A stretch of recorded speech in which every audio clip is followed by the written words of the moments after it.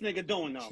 You see what he doing, right? I mean, come on, man. Yo, but what my point was not to I say know like, this well, nigga. yo, it I just know wrote what itself. this You know nigga how that does. should be. Yeah. Sometimes them shits write themselves fast, and I'm honest, proudly say it. I got a lot of music coming that I feel great about, and I would say that I feel like on this song, this is one of my favorite verses that I did, and it came so quick. Man. Just back to Chino's point in terms of the beat and Toast beat, and just the energy of it, just whatever the spirit was, I caught it. It just I got out the way, and that shit just.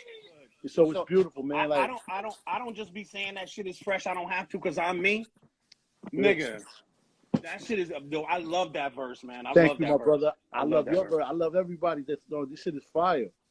Yeah. So, Yeah. So we got the perspectives of Kurious and Prince Power. Chino, you've been in the game well over 25 years. Can you tell us from your perspective the Latino influence in hip hop that you've seen firsthand throughout the years? I mean, I'm gonna start with for me. I can only do it for myself. For me, it works better if I do it from first person because then I'm not leaving anybody out or disrespecting anybody. I can only talk about my journey. For my journey in my neighborhood in Jersey, I really liked Tito. And I just thought that he always had to stand out verses. I thought he was the flyest nigga in the group. Still can't mess with his flow, man. I know I can't. Incredible. And I just crazy. felt like... Shout out to Tito. That's my man. Shout out to Tito. People, man. So I'd shout say out to Infinite, too. For me, with that, it started with me connecting kind of with Tito. And I guess from there, you know, I'm from an all black neighborhood. So I always carried, and I'm half black as well. I always carried around my Latino thing as like it was so special to me because it was kind of like only mine. You know what I mean? It's something that only I had. Yeah. Early on, I figured out talk faster than most people do. Yeah. And then when I you know, just talking about the craft part of it, then I remember Marky D and them, and I remember something about Marky D's power when he rapped. There was a power on every single I'm the word Puerto Rican prince and I live in the East. Yeah. Yep. So it was like every single thing. Pun had a lot of that when he came out too, power on every single thing. So I kind of incorporated that. And then I was like, okay, I can talk the fast. I could talk the fastest because I'm Puerto Rican. I talk the fastest, the tongue moves. So linguistically, mechanically, you know what I mean? I got something on niggas. And then I lived around a lot of Jamaicans too. So then I kind of added that. But overall, I would say... Me too. Overall, I'd say salsa has been outselling ketchup for 25 years. So that means not only are people supporting their own condiments, but also the world loves our condiment too, right? So then I seen Frost. And then I seen, you know, I seen Mellow Mayonnaise, then I seen Frost, and then Be Real and them came out. And I just felt like there was kind of like a place that I didn't really realize was there, if that made any sense, because where I lived was isolated as far as Latinos go. And when I really knew the impact of it is when Main One and Shampoo brought me to the Bronx. Okay. What part of Jersey are you from? Around the corner from Trenton. Okay. Trenton? Is that Trenton? Illtown. No. Trenton is south, across from Philly. We're across from downtown. So that's South Orange? East Orange. East Orange, yeah. East Orange. Shout Don't out get to that Newark. fucked up. I know a couple dudes out there. Oh, yeah, no, I used to live in North 252 South Munn. But where was I at? John made me miss my shit. Oh, my bad. So Mellow Mayonnaise and all of them. So Shampoo, you went to the Bronx with Main One. Yeah. With Main One and Shampoo. Shout out to them. And remember, I'm from the Bronx first. That's what, you know, my dad is from the Bronx, Pelham Parkway. And so when I was walking through the Bronx, my nigga, and people was hanging out of windows like, yo, because niggas ain't have braids and all that like I had when I first came out in 95. They ain't have, Puerto Rican niggas didn't have all that. No. You know what I mean? The whole reggaeton niggas was like, we want to look like that. We don't want to sound like that, but we want to look like that, right? Yeah. So it was niggas hanging out the window. I'm on like 174th and Vice. Motherfuckers hanging out the window. Like everywhere I went, I felt like Gandhi and India, my nigga. I just came from 174th and Vice. I was right there. Ho Ave. Yeah, I live in Soundview now. So I knew the impact of it, of the whole Latino situation. and how there was a market, but they were missing like I felt like every ethnicity had their shit except us. Like I felt like we didn't have a Rakim, or we didn't have that per se. Yeah. And I just always felt like if I could some kind of way creep up and make the other legends like KRS or Cool G Rap or LL, when I walk in a room, if they would salute me, then I'm kind of carrying that flag on my back to a certain extent. Yeah. So that's why I always repped it as hard as I did. And that's so, right. Like Pun, I guess Pun came, kind of did that. You know what I mean? You know, like, absolutely. Yeah. Any obstacles personally, Chino, that you had to face getting into hip hop early or throughout the years? Being a Latino in hip hop? I don't care if this is controversial or not. Nobody's gonna whip my ass, right? I think that if Pun was not a Puerto Rican, he would be deified where he should be. Speaking of Pun, he is one of the greatest, the biggest selling. He is a fucking hero. And I feel like sometimes people talk about the dark side of his personality when there's people who have much darker, right? Yeah. Of his personality, instead of putting him where he needs his VH1 shit. He needs his statues here and there. Like, he really broke a lot of barriers, man. I remember taking Pun down south because Creep was a big record, #2 on MTV and all of that. And I remember Ice-T and Mickey Benson asking me to take him and Pun down south to Virginia when I had a show or whatever. It was the first time I ever seen Pun rock. Like, and I just knew, I was like, I remember he was riding like some God flows. He said, I'm the sickest nigga that raps, even Nas knows. I was like, whoa, yo, we got some here. This nigga's nice. So I do think that I would be regarded differently from the pen to a certain extent by a larger demographic had I been just all black or just all white. Instead of being Latino, I think that there's a certain amount of props that I don't have no sour grapes. I don't put babies through college. I live nice. Like, I get to work with who I want to work with. I haven't had to have a regular job since I was 16. Big shout out to Rick Rubin. But as far as the craft goes, I think I injected more into the craft that I'm given credit for at certain times. And I think some of it does have to do with being a Latino artist, because when I question it, I see it done to other Latino artists too. Like, for instance, am I mistaken? But I think Power Rule was the first artist on Interscope. I mean, they crafted the idea of the crossover rock record and all of this stuff at Interscope, crossing those lanes and those lines with the man who you see right here. And I just believe that if he wasn't, I mean, we hear about Tone Loc, no disrespect, more than we hear about Prince Power Rule. And I really think that if he wasn't... And then they go the other way too, you'll hear about a Limp Bizkit or something like that, and not a Prince Power Rule. Right, you know what I'm saying? Right. Yeah. So yeah, definitely certain obstacles, but I wouldn't change it. I wouldn't change it for anything, because when I walk on that stage and I say, where the fuck are my Latinos at, my nigga, you can't hear shit for 5 minutes. I can't even rap for 5 minutes how much love that we have for each other. So, you know, and again, that is not to belittle any artist from any other ethnicity or to belittle my black side. It's just there's no representation the same way. Yeah. Right. And you know what's a good example of this too? And you know, like, let's say in the commercial rap thing, because I never really paid attention to it coming up, because I was just having fun, bugging out. You know, I really, where I grew up, my block was always half Puerto Rican, half black. You know, I never, like, coming into the game, I was never looking for that.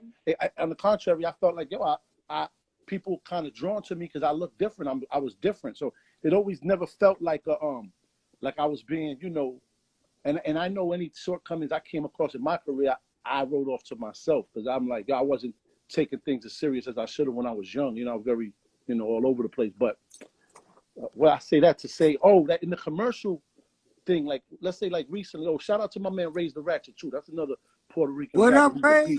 You're gonna be hearing more from him in a minute. So let's say, like, on the commercial side of things, let's say like True Life, the Puerto Rican, right? He came out of jail, right? He's with the biggest dogs, you know. He with Future, Rick Ross. He could rhyme his ass off. His street cred is thorough. Everything that the commercial world wants, he got it covered. And he's doing his numbers, I'm sure, or whatever. But he should have been Like if that's the case, they should have had his records on the radio all the time. Because He for that was one of the first gangster traps. and commercial thing, he had the hooks, the rhymes, the real rep. You know, he's official. Like that's when I said, you know what, this shit is rigged a little bit. Because I never put it up for myself, but when I seen that, I was like, yeah, nah, man, something ain't right here. Like he should be, his shit should have been bigger. I don't know what's the problem. Right. Before we jump into the Three Kings Day, let me ask you one last question about the Latino influence. Do you guys think that it gets the credit it deserves? And if so, why? And if not, why not? Who want to go first? You go. You the legend. Yeah, you go, legend. So I'm gonna tell you this, man. You know, as the architect of hip hop and the way that it went down, the fact that we are not celebrated in the same vein that other individuals are celebrated, it makes me a little upset because, you know, we were there from day one and we fucking really rocked this shit. You know what I'm saying? Like, you know, I can't stand that we're put to a side and fucking not really recognized when we should be recognized. And we are important to this game, man, and we are a culture movement.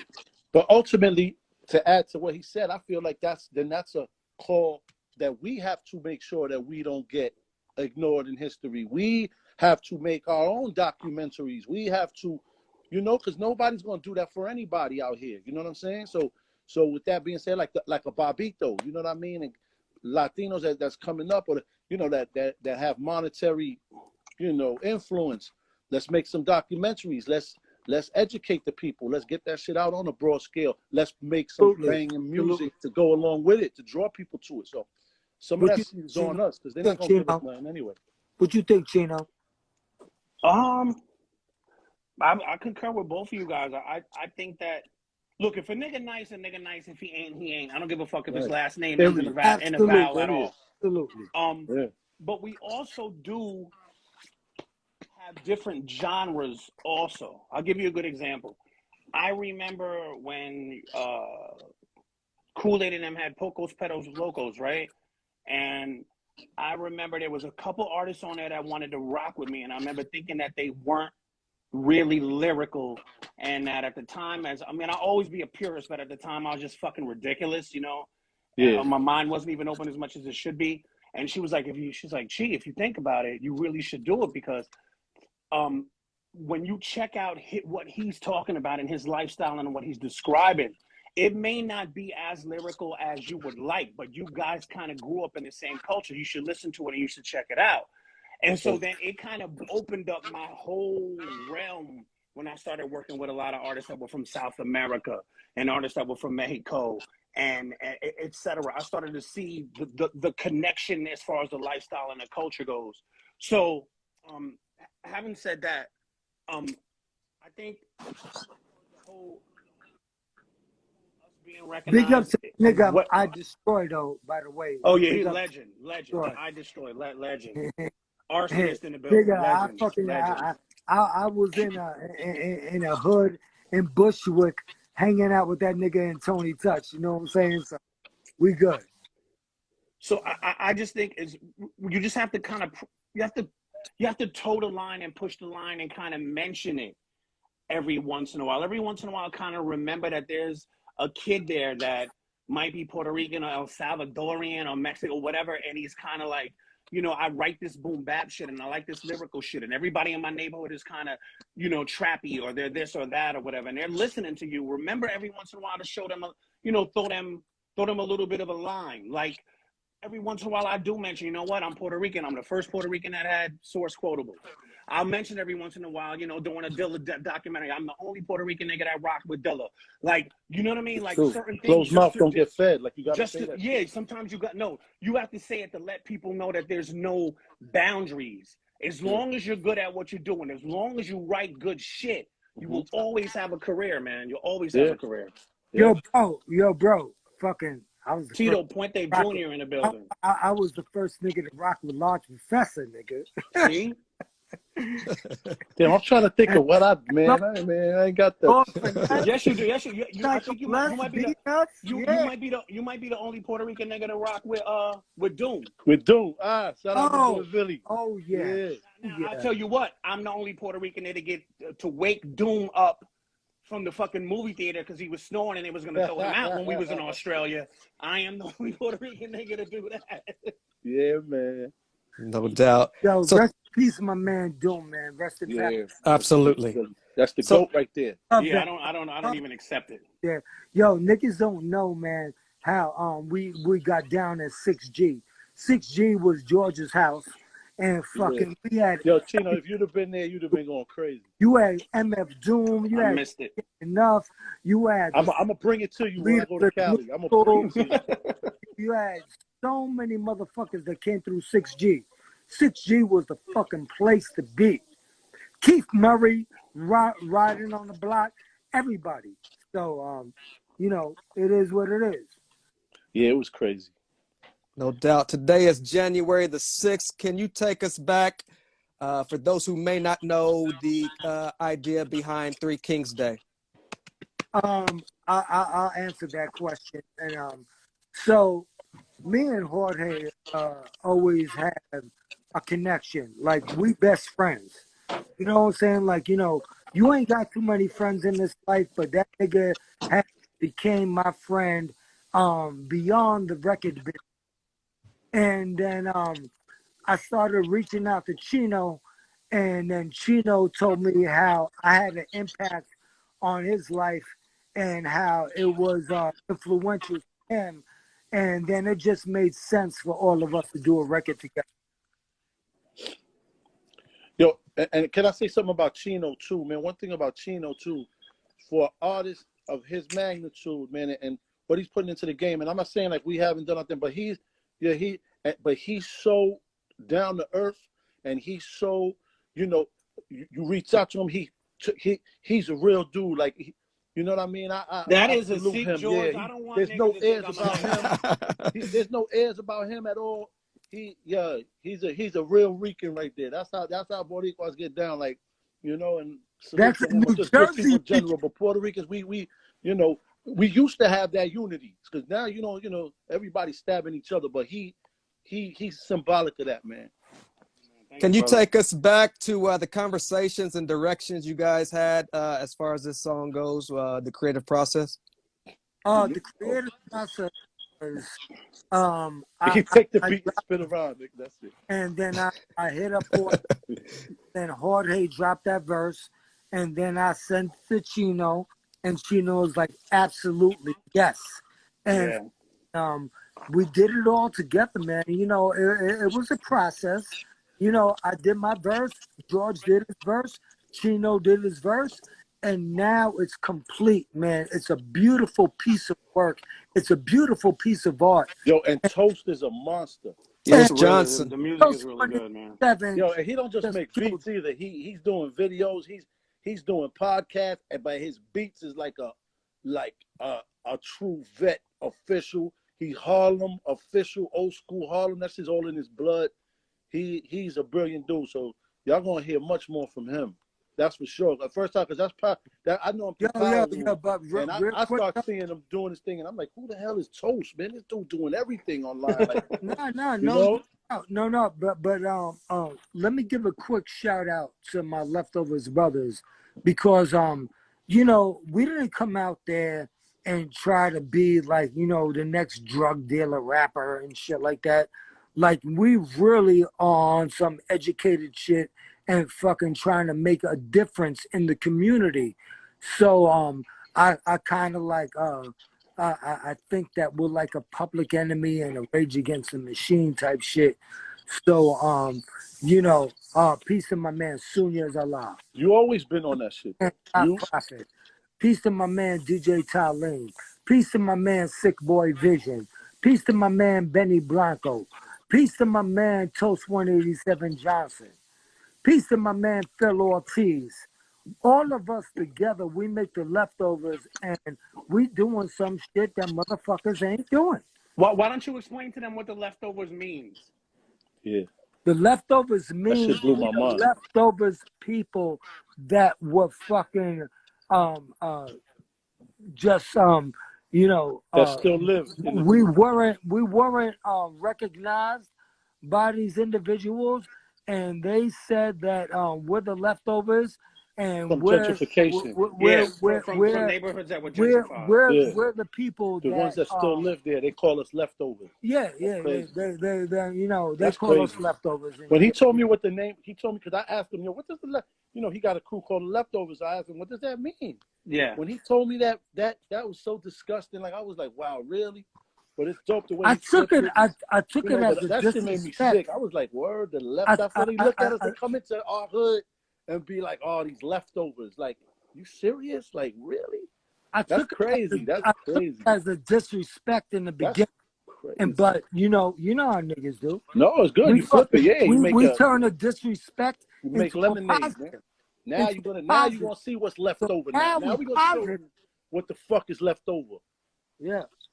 Absolutely. The single dropped today. What kind of feedback have you guys been getting so far? Crazy fucking feedback. Everybody loves Kurious's verse. Everybody loves Kurious. Nah, yeah, right. Yo, let me tell you, I'm getting links because I'm not good on the computer, and I'm like, dudes are like, yo, how do I get this? I'm like answering them like, how do I stream this? I say, I don't know. I'm gonna find out.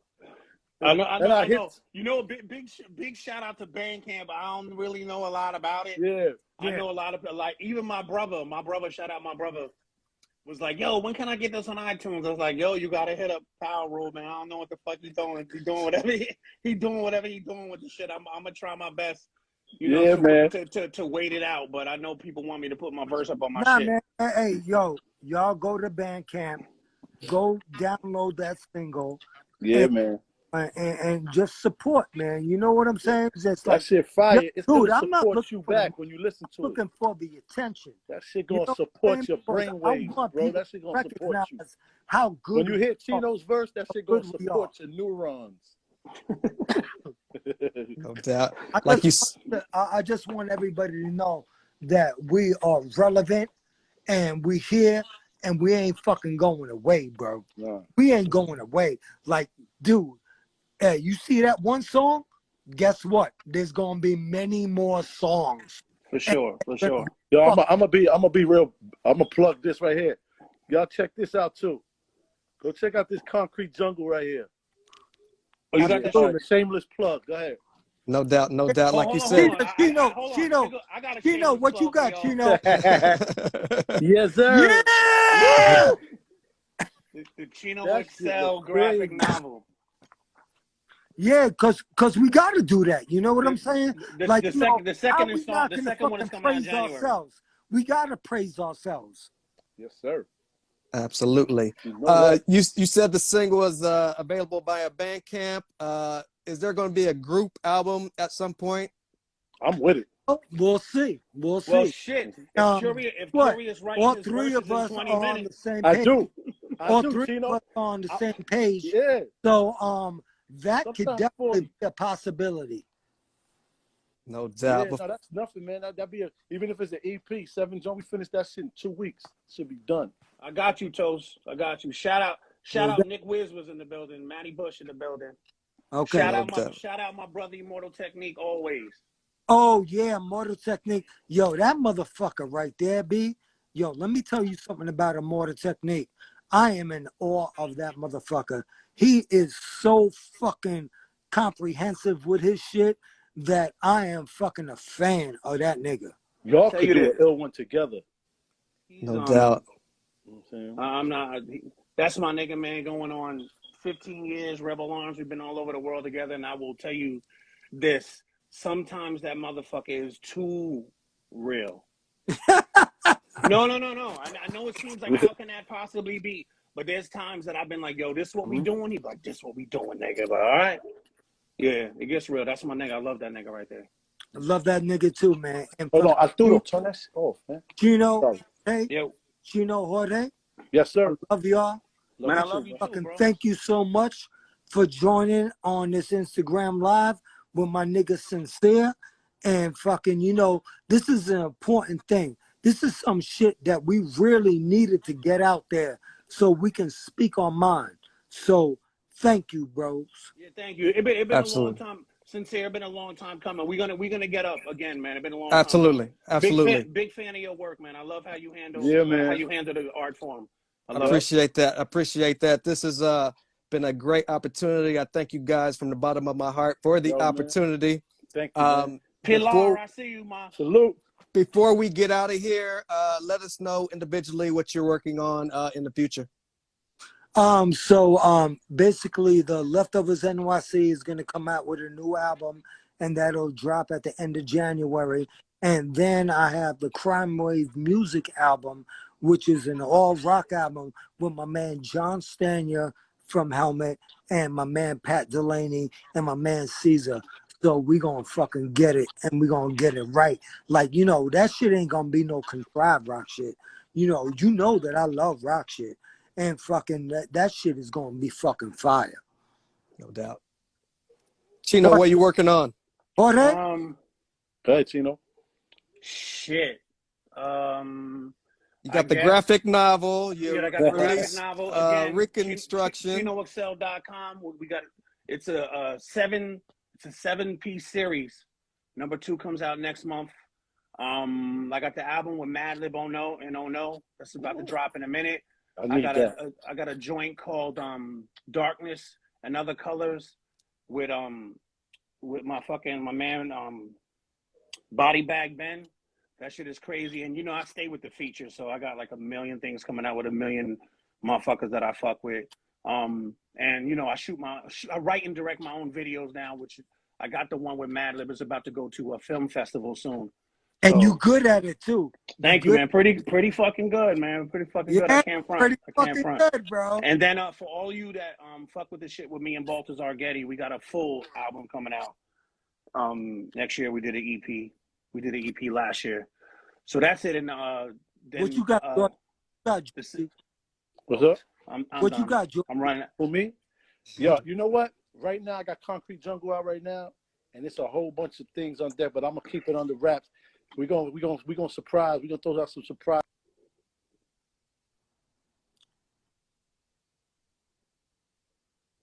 On the line, shout out to Team Demo.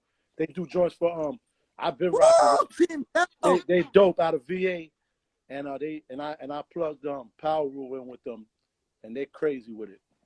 Absolutely. Let me add this. Let me add this. What I'm working on. My daughter got straight A's, my nigga. Straight A's. Woo. Straight A's. I'm working on that. You know what I mean? I got one that graduated college, top of her class. You know what I mean? My middle one graduated. Like, that's what I'm working on too. All my babies being enriched as they possibly can. So when y'all out there, so all of y'all people that are out there, thinking about what you want to do materialistically and all of that, that's cool. But you know what? Sit down and do that homework with them babies if you want to impress me. Big facts. Absolutely. Hey, listen, Sin-seer, we are fucking so flattered that you wanted to do this interview with us. It's very important. It's very important for the Puerto Rican hip hop culture to actually have us say what we need to say and get it out there. So congratulations to you, Sin-seer. Oh, real shit. Thank you so much. I think this will be my last interview because it doesn't get any better than this. So I officially retire after today. So I want to thank you guys for the opportunity. Love you guys. Thank you for everything you've done for the culture. Support 3 Kings Bobito is Ross. out today. This has been episode 168. Garcia, Toast 187, DJ Yes, Slim, Sharif Got Prophet, Mighty Buddha, Vision. Yeah. No doubt. Thank you so much, Kurious, Power Rule, Chino. See you guys again soon. Thank you so much. Yo, Chino, one love, man. Yo, Chino, I love you, bro. We out of here. All right. You Salute. See this is what I got to deal with at home. Thank God. No doubt. All right, fellas. Peace. We out of here. See. All Peace. Right, yep. I don't even know how to cut this off. Oh, there you go. Cut.